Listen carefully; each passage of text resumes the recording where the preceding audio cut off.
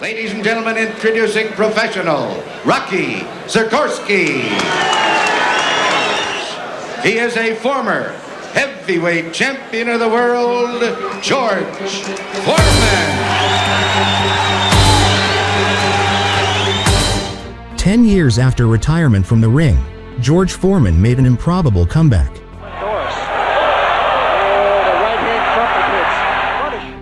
With a 46-2 record, Foreman started his winning ways again, still with that historic power he possessed. Responds! Wild swing! 4 straight KOs, and Foreman easily had his best outing since beginning a comeback in March after a decade of inactivity in the ring. I'm still a man, I'm still alive, and I could still, if Russia would try to attack us, the 40-year-old guys would push them right back over the border. Foreman looked relaxed and comfortable in the ring before a sellout crowd of 2,500 at Bally's Hotel and Casino and an ESPN audience.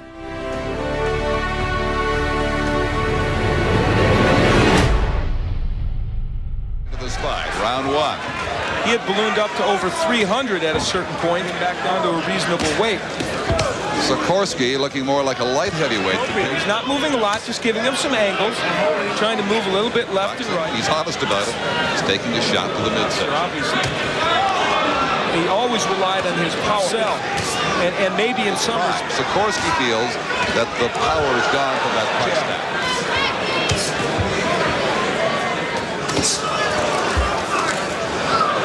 The outset, Adelson Rodriguez. He went 10 rounds and lost a close decision to him in Brazil. That name should only be important. For the first time in his comeback, Foreman also faced a fighter who tried to give him a fight, with the 26-year-old Sekorski refusing to fall even as Foreman battered him relentlessly. Lands a big jab. He does not look like a million. Been knocked down very much just once in his last fight. He's got the reputation for staying on his feet and does here in the first round very easily. Round 2. Foreman says he wants to fight Mike Tyson, but who doesn't wait 10 years like George did? What's not impressive about Foreman, and of course it could end with one punch, are not thrown very well. They're thrown in awkward fashion, and they got the right referee in there to handle this fight, Richard Steele. He's big enough, he's experienced enough, and Sekorski's a very awkward puncher. Sekorski worked with Larry Holmes in sparring with him. That was one of the things that they liked about him. Foreman's landing some heavy punches. Big left. I'll tell you though, those kind of punches, I believe right now, had better not shots. Yes, he is. And in the later rounds, if George is tired, George has finished his opponent as early as 3 rounds. It's taken him as long as 6 to get a couple. Regrettable incidents all the way around. Good hook by Zowski. Snapping left hook lands. Foreman, showing only a little flab over his trunks at 244 pounds, patiently stalked the overmatched Sekorski, landing easily with jabs that snapped Sekorski's head back and following them with right hands. Right now. Round 2 coming to a close. In the last 30 seconds for Foreman. They continue. And Sekorski was right in front of them, which is what his cornermen are telling him not to do. Well, all well enough said. Sekorski got it even at this point. Expected coming in tonight. But I will say this, it is by far from being a total embarrassment. The 2 rounds I've seen. What it tells us about George Foreman's ability so far before that can ever happen. Again, the power is there, that snapping jab, and he's just going to try to bang this man in submission.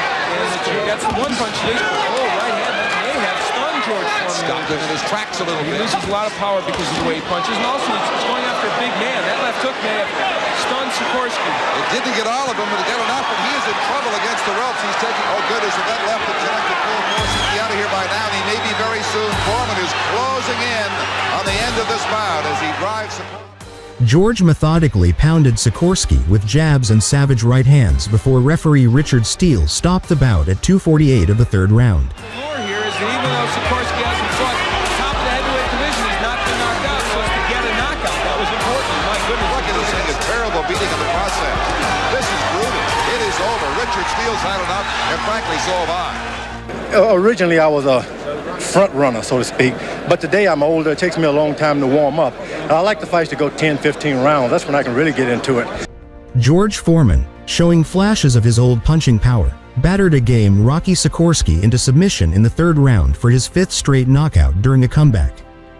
The winner by a TKO, George Foreman. Still feel you can get to Tyson? Oh, I can beat anybody if I put my mind to it. I just want a championship, want the opportunity. After 24 victories, 23 knockouts, Foreman earned him a match against Evander Holyfield, fighting for the WBC, WBA, and IBF world titles. Looked like he ran into a little bit of a left hook. Oh! Foreman on the attack. You're not kidding. Holyfield ultimately won the fight via unanimous decision, but Foreman impressed many by going the distance with the much younger champion.